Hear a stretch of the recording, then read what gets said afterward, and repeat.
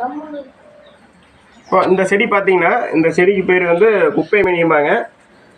எல்லா இடத்துலையும் எல்லா ஊர்லேயும் இருக்கும். குப்பையில் நிறைய வளர்னால குப்பை மேனின்னு சொல்கிறாங்க. இதுக்கு இன்னொரு பேர் இருக்குது. இதுக்கு பார்த்தீங்கன்னா பூனை சொல்லுவாங்க. இது வந்து பார்த்திங்கன்னா ஒரு அற்புதமான மூலிகைங்க இது. இது பார்த்தீங்கன்னா எதுக்குன்னா தோல் சம்மந்தப்பட்ட நோய்களுக்கு எல்லா நோய்களும் கேட்கும். சொறி, சிரங்கு, புண்ணு, அதே மாதிரி குளவி கடிச்சிட்டாவோ, வண்டு கடிச்சிட்டாவோ, எறும்பு கடிச்சிட்டாவோ அந்த வீக்கத்தில் இந்த தலையை இப்படி பொறிச்சு நல்லா கசக்கி அந்த சாரை வச்சு தேய்ச்சோம்னா சூப்பராக சரியாயிருங்க. ஒரே நாளில் சரியாயிடும்.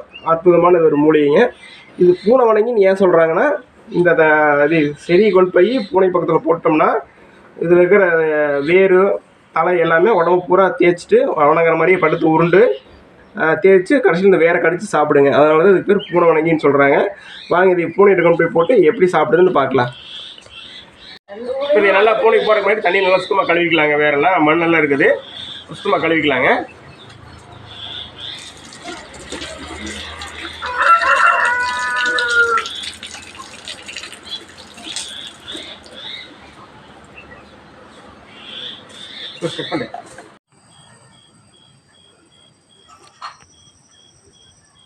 கும்பிடு, நல்லா கும்பிடு, உளுந்து கும்பிடு.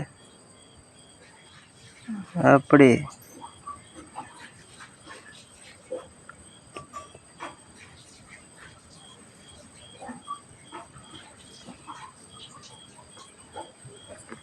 இந்த குப்பைமேனியோட மகத்துவம் பூனைகளுக்கெல்லாம் தெரிஞ்சிருக்குது, விலங்குகளுக்கெல்லாம் தெரிஞ்சிருக்குது. நாம் தான் இது யூஸ் பண்ணிக்கிறது இல்லை.